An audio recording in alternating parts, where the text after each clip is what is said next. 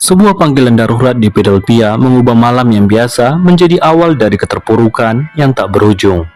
4 tahun berlalu dalam keheningan hingga sebuah undangan resmi memancing di kabin terpencil justru menjadi panggung bagi pengakuan berdarah. Halo, selamat datang di Bioskop Mini Korop. Saya Mimin yang sok kece, dan kisah yang akan saya bongkar kali ini bukan sekedar film trailer biasa. Ini adalah rekaman psikologis tentang bagaimana duka yang tak terobati bisa meracuni persahabatan dan bagaimana kebenaran seringkali terkubur di bawah lapisan kebohongan yang paling akrab. Tarik napas dalam-dalam, kita selami alur film review tahun 2026.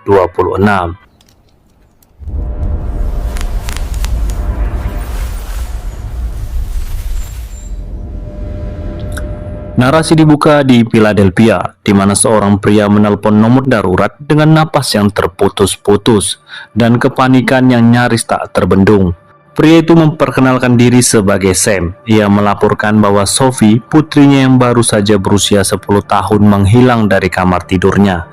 Jendela kamar itu terbuka lebar, padahal malam sebelumnya Sophie masih tertidur lelap saat Sam dan istrinya berangkat ke pesta pernikahan.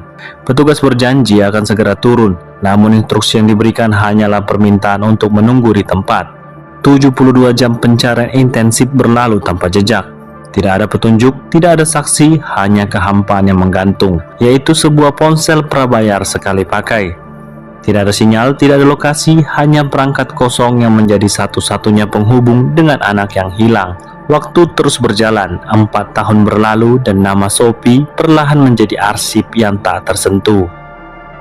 Namun bagi Sam, waktu justru berjalan mundur. Ia menarik diri dari kehidupan kota, mengasingkan diri di sebuah kabin yang tersembunyi di balik hutan lebat.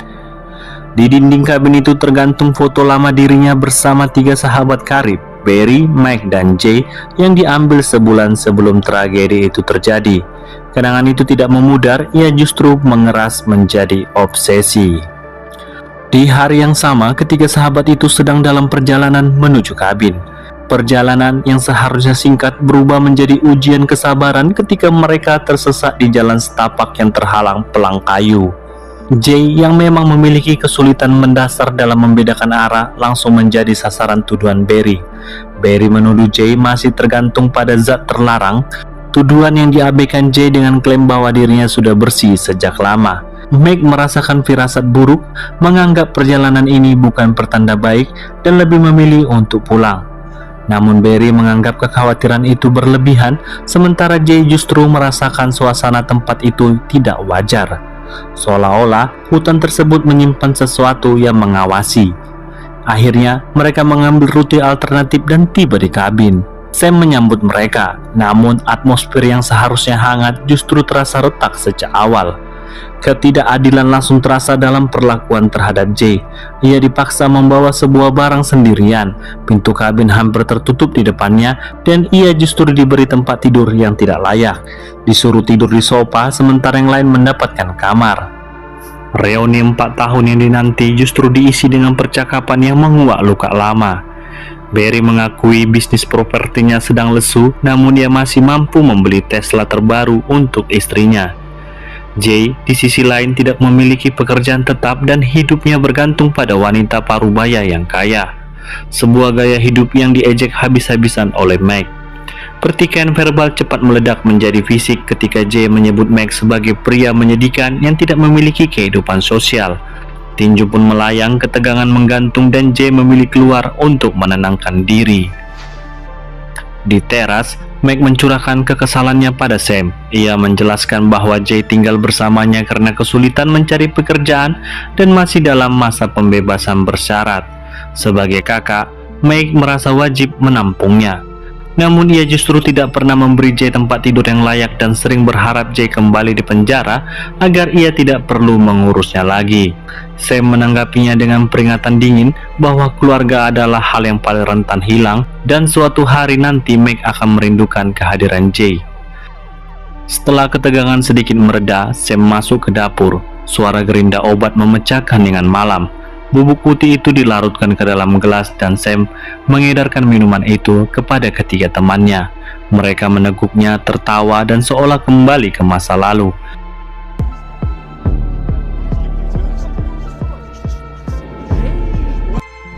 Namun efek itu datang dengan cepat dan kejam. J ambruk lebih dahulu. Barry muntah di atas meja sambil masih berusaha menuduh J diam-diam mengonsumsi narkoba. Meg yang tubuhnya mulai lemas memohon agar ambulans dipanggil. Beberapa saat kemudian, kesadaran mereka hilang satu persatu. J membuka matanya dalam keadaan terikat erat dengan lakban di kursi kayu. Di sebelahnya, Meg dan Barry berada dalam kondisi serupa. Langkah kaki berat mendekat. Sam muncul, menggenggam pistol. Wajahnya dingin dan tanpa ekspresi. Ia tidak sedang bermain-main. Sam melemparkan sebuah buku harian ke lantai. Catatan itu milik Sophie, ditemukan 4 tahun lalu, dan menjadi kunci yang membawa Sam pada kesimpulan yang mengerikan. Salah satu dari mereka bertiga adalah pelakunya. Sam memaksa J membacakan isinya. Catatan itu mengungkap keinginan Sophie untuk memiliki ponsel, janji dari seorang teman ayahnya yang sering memberinya hadiah dengan syarat merahasiakannya, dan sosok yang sering memikirkannya serta akan ikut memancing bersamanya. Sophie juga menuliskan harapannya agar ponsel itu berwarna ungu. Pembacaan itu memicu reaksi berbeda. Barry menangis dan gemetar tak terkendali. Meg mendesaknya untuk jujur, sementara Sam sudah menyiapkan palu besar di dekatnya. Ketika Sam mengayunkan palu sebagai ancaman, Barry jerit ketakutan dan bersikeras dirinya bukan pelaku. Sam mundur, napasnya berat seolah baru menyadari betapa jauh ia telah melangkah, lalu meninggalkan ruangan. Di balik pintu yang tertutup, kecurigaan mulai meracuni ketiga pria yang terikat itu. Meg langsung menunjuk J sebagai tersangka utama, menganggap hanya J yang memiliki kapasitas psikologis untuk melakukan hal semacam itu. J membantah dengan kasar, sementara mereka berdua mulai menuduh Barry karena perilakunya aneh yang sering melampaui batas wajar. Sam kembali masuk. Pistolnya teracung. Ia menegaskan bahwa tidak ada satupun dari mereka yang akan keluar dari kabin malam itu sebelum sebuah pengakuan terucap. Sebuah tembakan peringatan melesat ke dekat kepala J, menggetarkan udara dan mematahkan sisa harapan mereka untuk keluar dengan damai. Di bawah tekanan yang mencekik, Barry mulai melemparkan tuduhan balik. Ia mengungkapkan bahwa Meg pernah menjalani hubungan terlarang dengan muridnya yang berusia 14 tahun. Meg membantah keras, mempertanyakan logika sekolah yang masih mempekerjakannya jika tuduhan itu benar. Meg balik menyerangnya dengan menyinggung kebiasaan Barry mengirimkan foto tidak senonoh kepada asistennya. Sam membuka berkas yang telah ia kumpulkan, menunjukkan bahwa J memiliki rekam jejak kriminal terpanjang di antara mereka. Meskipun J berdalih bahwa kasusnya hanya seputar narkoba, pertukaran tuduhan berlangsung sirkular. Masing-masing saling serang dengan rahasia yang selama ini mereka kubur. Barry mengakui ketertarikannya pada wanita muda, namun dia menegaskan batas usianya jelas di atas 20 tahun, bukan anak-anak. Sam memisahkan J ke ruangan lain. Dalam isolasi, J mulai bicara. Ia mengaku menyembunyikan informasi tentang alibi Meg pada malam Sophie hilang. Barry berteriak memanggil Sam. Sam kembali dengan pistol terarah ke Meg. J mengungkapkan bahwa Meg berbohong saat mengatakan pulang lebih awal untuk mengantarkannya. Faktanya, Meg menemui Anna, mantan kakak ipar Sam. Sam menelpon Anna. Setelah mendapatkan tekanan, Anna mengakui pertemuan itu. Namun ia juga menegaskan bahwa dirinya pulang terakhir bersama kelompok lain. Alibi Meg sebenarnya kuat dan Sam mulai diliputi keraguan. Ia bertanya pada dirinya sendiri apakah trauma telah membutakan penilaiannya. Telepon kedua dari Anna semakin meluruskan kesalahpahaman. Hubungannya dengan Meg tidak sedalam yang dikhawatirkan. Namun, bukannya lega, emosi Sam justru meledak. Ia menghajar Meg, menyeretnya ke ruangan lain, dan memasukkan pistol ke dalam mulut pria yang masih terikat itu. Sam menuntut pengakuan dan lokasi Sophie. Meg justru menyebut Sam sebagai psikopat. Ungkapan itu memicu kekerasan brutal. Sam menghantam Meg hingga pria itu muntah darah. Sementara itu Barry dan J yang masih terikat berusaha mencari jalan keluar. Barry menyarankan mereka menggigit lakban pengikat. J mencoba menggeser kursi namun justru terjatuh. Ia memilih untuk kabur sendiri, meninggalkan Barry yang masih terikat. Sam segera keluar mengejar. Di tengah hutan yang gelap dan kabut yang menyelimuti, J yang memang buta arah terlihat linglung dan merasa diawasi. Sam menyergap dari belakang, menangkapnya dan menyeretnya kembali ke kabin. J diikat dalam posisi berdiri. Ia menantang Sam untuk memeriksa ponsel mereka masing-masing. Saat Sam menuntut penjelasan, ia justru membakar dada J dengan senter panas untuk memaksanya bicara. J akhirnya mengungkapkan bahwa ponsel berbayar yang disebutkan dalam buku harian itu sebenarnya sudah ditemukan oleh polisi. Pengakuan itu membuat Sam sadar bahwa interogasi telah melampaui batas kewarasan. Ia mundur, mengambil kembali pistol yang nyaris diraih Meg dan mengumpulkan ketiganya. Sam akhirnya menurunkan pistolnya sedikit. Ia mengakui bahwa ia tidak bermaksud menyakiti mereka sejak awal. Yang ia butuhkan hanyalah sebuah pengakuan. Ia menawarkan kesepakatan jika ada yang mengaku, ia tidak akan menyerahkan orang itu ke polisi. J yang kehausan meminta air, Sam mengabulkannya.